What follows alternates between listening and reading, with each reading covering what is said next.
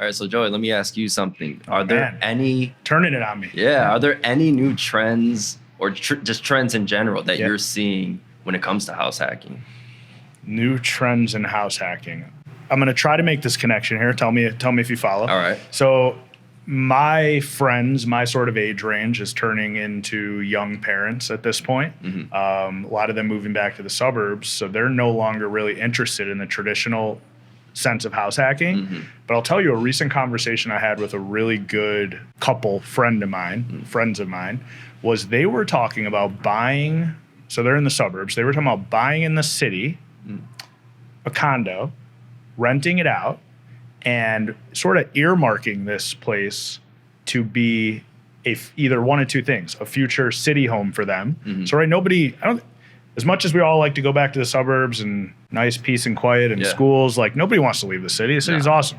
That's why we're here. So either one, it could be a future city place for them, crash pad, whatever. Two, they have 2 young kids. They literally said to me, this will be XYZ's place, his place, her place. To me, that was like mind blowing. That you could have the foresight. It's almost like house hacking in the future. House hacking in advance.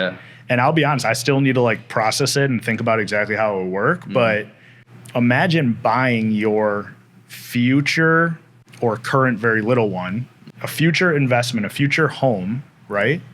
It sounds not too different than what you're dealing with now. You're, just sharing that experience, but also profiting off of it the whole way there. Right. So utilizing that space as a investment tool, you're probably refinancing against it. Maybe you're pulling equity out of it.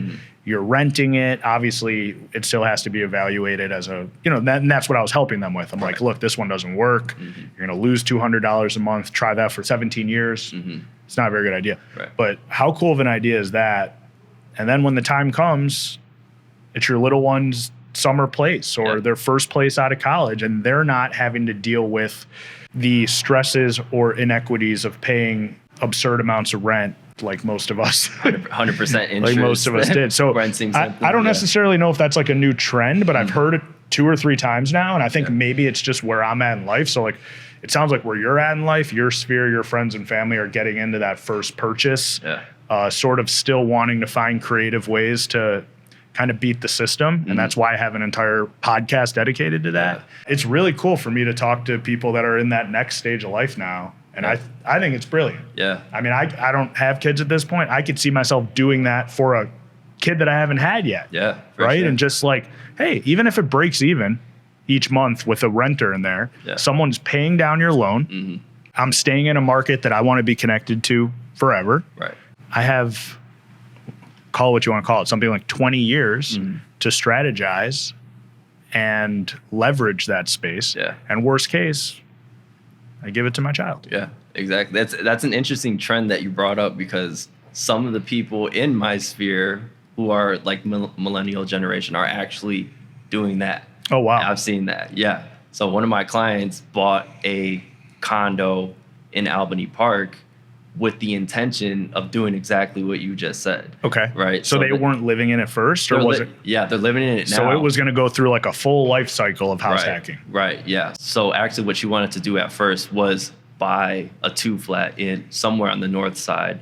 After looking at like finances and kind of making sure that she was in a safe space to do that, we ultimately decided that, hey, purchase a condo first over here, build some equity, save some more money. 2-3 years from now, we'll get your 2-flat, rent out that condo. And she brought up the idea like, and I mean, it's a great area to be. I'll probably keep it forever. Thinking about kids down the line, it could be their first place. So that's interesting that you brought that up, because I already have one client who's thinking about that in the millennial generation.